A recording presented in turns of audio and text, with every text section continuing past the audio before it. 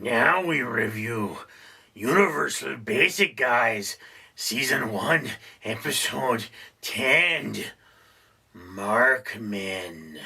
Alright, ladies and gentlemen, I have seen the 10th episode of Universal Basic Guys, which is entitled Markmen, which is a take on Mad Men, the show about an advertising firm on Madison Avenue.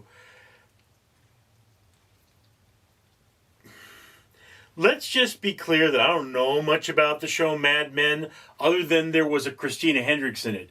And Christina Hendricks has one of the most rockin' bodies on earth, or at least she did at the time.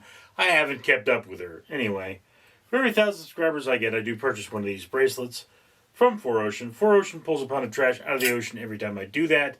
I'm giving you an opportunity to save the world for free. Don't waste it. Anyway, Universal Basic Guys, as I have mentioned many a time, is the story of essentially two men and a host of peripheral characters, them being Thumbhead Mark and his brother Hank, who is there to eat up screen time. They used to work at a hot dog factory that was taken over by robots, and then now, through a pilot program, they get universal basic income of $3,000 a month. We should all be so lucky. Now,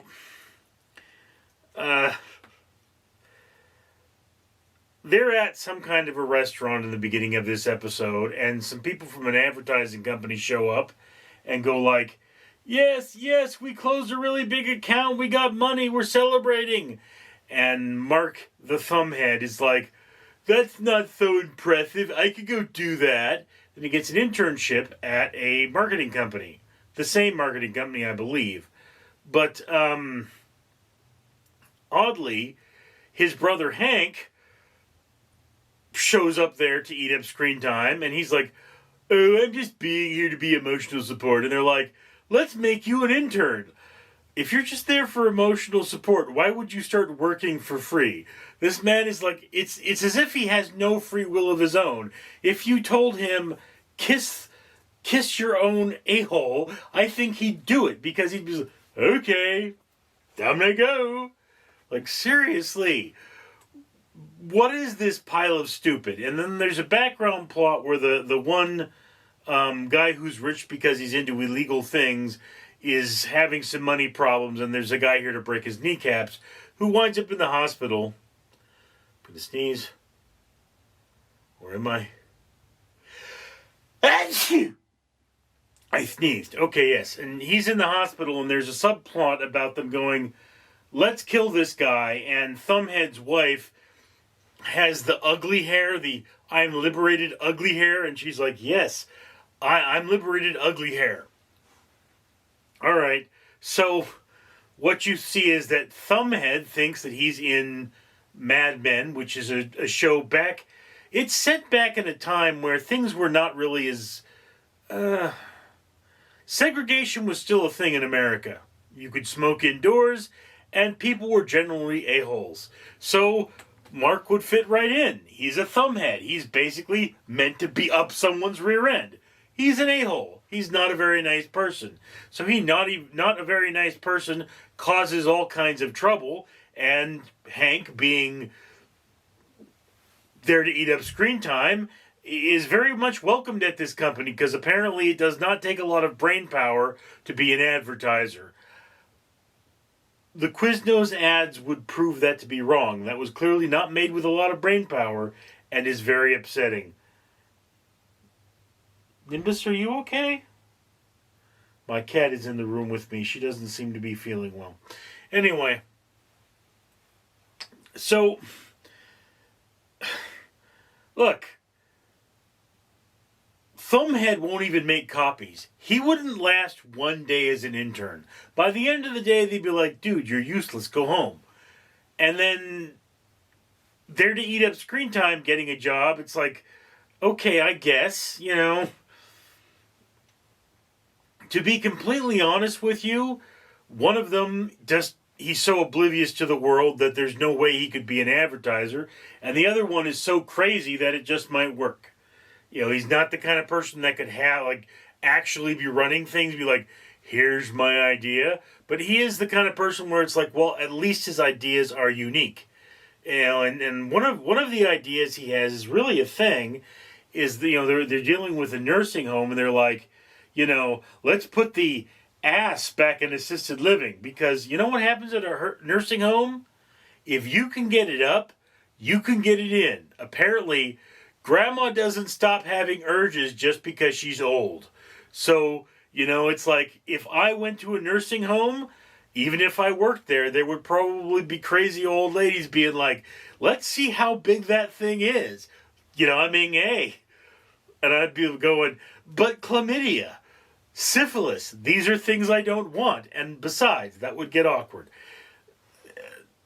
Everybody's pretty much banging everybody in a nursing home. Happens all the time. Anyway, so Thumbhead, of course, makes trouble. And because this is an episode of Universal Basic Guys, there can be no consequences. So it all kind of works out in the end. And they're back to being Universal Basic Guys, making their $3,000 a month and causing all kinds of trouble. In Touch with His Feminine Side Man is only here in a cameo, but he is in touch with his feminine side. I mean, it's like, seriously. Yeah, I'm not saying that women can't wear the pants in a relationship, but I mean, in a proper relationship, people should be trading pants, so to speak. In fact, the term wear the pants in the relationship, that's a sexist term, isn't it? So, like, In Touch with His Feminine Side Man, it really is a negative stereotype that I find a little offensive, Like, not a lot offensive, I just going, hey, this guy should really have his moment every now and again, and he shouldn't be shown as being as useless as Thumbhead, because his wife is both the breadwinner and the one running this relationship. I hope by the end of this series he has a kid or something, or maybe bulks up a little bit, because seriously, he apparently is the one that exercises the most on this show. He should really start showing some definition. Maybe he's more of a runner than a pounder, but I mean, I get it, dude. You're in touch with your feminine side, and there's nothing wrong with that. You can be in touch with your feminine side. I'm in touch with my feminine side. That's why I love my cat so much. It's a thing. It's a mothering thing. But the point about that is, like, dude, that character is just offensive. Anyway, so yeah, look. On the one hand, this episode was not so... Well, there were a few parts that were so cringy that I just had to stop watching. And I mean, it's like... You see There to Eat Up Screen Time's love for his brother and the basic disregard the brother has for him.